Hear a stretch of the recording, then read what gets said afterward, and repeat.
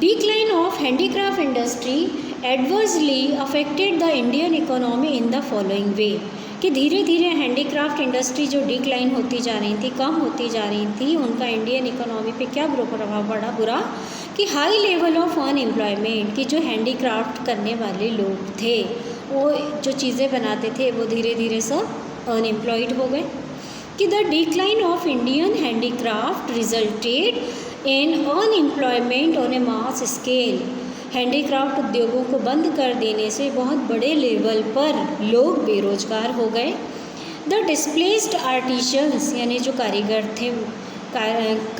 थे were forced to take up agriculture for their livelihood, उनको force किया जाता था कि वो हैंडीक्राफ्ट का काम छोड़कर खेती करने लग जाएं। This increased the burden of population on village, इस तरीके से गांव पर पॉपुलेशन का बर्डन यानी भार जनसंख्या का बढ़ने लगा। And over crowding in agriculture, और एग्रीकल्चर में भी अब ज़रूरत से ज़्यादा लोग हो गए, जो खेती किसानी कर रहे थे वो तो थे ही, साथ में अब जो हैंडीक्राफ्ट करने वाले लोग थे वो फ्री हो गए, तो उनको भी मजबूरी में खेती पर डिपेंड होना पड़ा।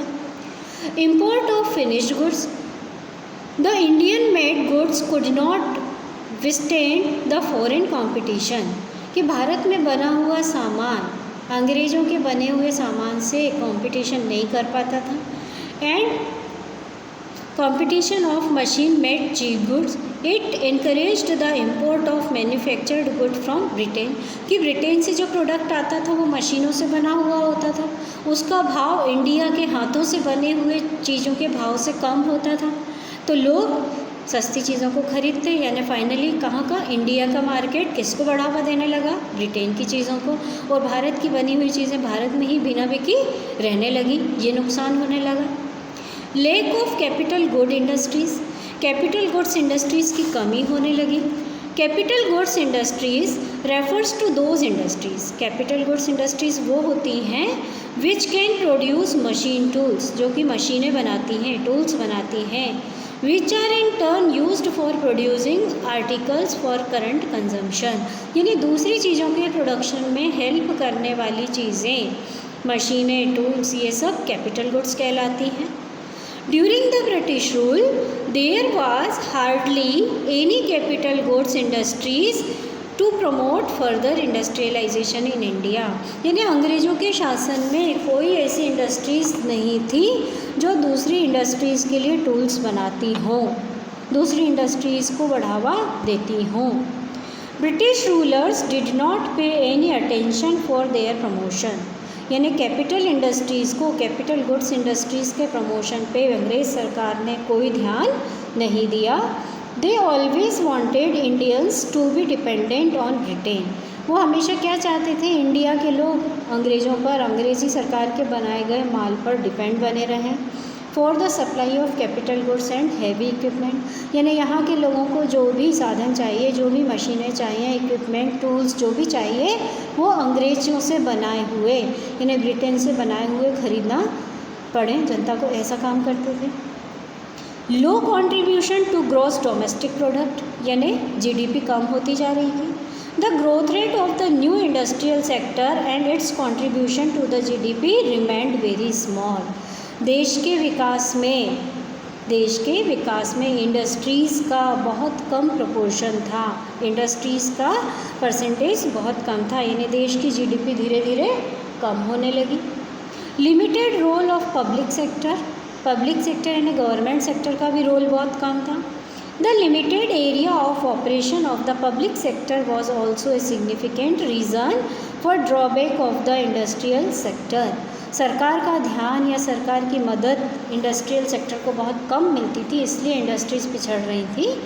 The public sector remained confined only to the railways, power generation, यानी पब्लिक सेक्टर यानी गवर्नमेंट सेक्टर का ध्यान रेलवेज़ में, पावर जनरेशन यानी बिजली बनाने में, communication, ports and some other departmental undertakings इनमें लगा हुआ था। फाइनली इन्हीं सब रीज़न्स को हम देख के समझ सकते हैं कि ब्रिटिश कॉलोनियल टाइम में इंडिया का हर तरह से बैकवर्ड यानी पिछड़ता जा रहा था, चाहे वो एग्रीकल्चर सेक्टर हो, चाहे इंडस्ट्री सेक्टर हो। पेज नंबर 1.6 पे दिया है फॉरेन ट्रेड, विदेशी व्यापार कैसा था? India has been an important trading nation since ancient time, कि भारत बहुत अच्छा व्यापारी था पुराने समय में। However, the restrictive policies adopted by the colonial government adversely affect the structure, composition and volume of India's foreign trade। और जैसे ही अंग्रेज़ सरकार आई, उसने अपनी पॉलिसी बनाई, तो भारत का जो फॉरेन ट्रेड था वो धीरे धीरे ख़त्म होना शुरू हो गया, क्योंकि भारत सिर्फ किसको बेचे? ब्रिटिश को। भारत सिर्फ किसका खरीदे? ब्रिटिश का। ये उनकी पॉलिसी थी। The state of India's foreign trade during British rule discussed is under, कि exporter of primary industries product and importer of finished good, कि भारत रॉ मटेरियल का एक्सपोर्टर और बने बनाए फिनिश्ड प्रोडक्ट का इम्पोर्टर बन गया। मोनोपोली कंट्रोल, एकाधिकार था ब्रिटिश सरकार का। Drain of Indian wealth during British rule, कि भारत की जो वेल्थ थी धीरे धीरे सब ब्रिटेन चली गई। तो पहला point, exporter of primary product and importer of finished good. India became an exporter of primary product such as raw silk, cotton, wool, sugar, indigo, jute etcetera. इन सबको हम अपने यहाँ का होते हुए भी हम अपने यहाँ उसका प्रोडक्ट बना सकते थे, हम प्रोडक्शन कर सकते थे, फिर भी हमें मजबूरी में ये सारा प्रोडक्ट कहाँ पर भेजना पड़ता था? As a raw material Britain भेजना पड़ता था। और ब्रिटेन इन चीज़ों से प्रोडक्शन करके फिनिश्ड गुड इंडिया को भेजता था, यानी हम रॉ मटेरियल के एक्सपोर्टर और फिनिश्ड गुड्स के ज़बरदस्ती के इम्पोर्टर बन गए। Monopoly control of British rule, British शासन का अपना रूल था मोनोपोली, एकाधिकार जमाना। British government maintained a monopoly control over India's export and import, कि भारत क्या एक्सपोर्ट करेगा, क्या इंपोर्ट करेगा, कहाँ से एक्सपोर्ट करेगा, कहाँ से इंपोर्ट करेगा, वो सिर्फ ब्रिटेन तक सीमित हो गया। दूसरे कंट्रीज से हम एक्सपोर्ट इंपोर्ट नहीं कर सकते थे। कि more than half of India's foreign trade was restricted to Britain, यानी भारत का आधे से ज़्यादा विदेशी व्यापार सिर्फ ब्रिटेन से होने लगा। The rest was allowed with few other countries, यानी सिर्फ थोड़ा बहुत व्यापार हमारा चाइना से, साइलोन यानी श्रीलंका एंड ईरान से होता था। मैक्सिमम तो सिर्फ किससे होता था? ब्रिटेन से होता था।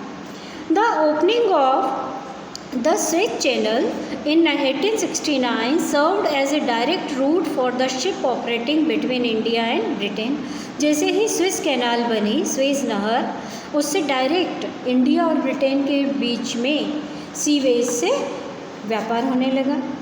Drain of Indian wealth during British rule, under the British rule India became an exporter of primary product and importer of finished product, कि ब्रिटिश रूल में भारत रॉ मटेरियल का एक्सपोर्टर और फिनिश्ड प्रोडक्ट का importer बन गया। There was huge export surplus due to excess export, there was huge export surplus due to excess export, however export surplus was used to make payment for expense incurred by an office set up by the colonial government in Britain, to meet expenses on war fought by the British government, to import invisible items। ये हमारा धीरे धीरे हमारा पैसा सारा अंग्रेज़ों के पास मतलब ब्रिटेन में जाने लगा, उनके खर्चे भी इंडिया उठाने लगी। इस तरह से हम धीरे धीरे डल होते चले गए।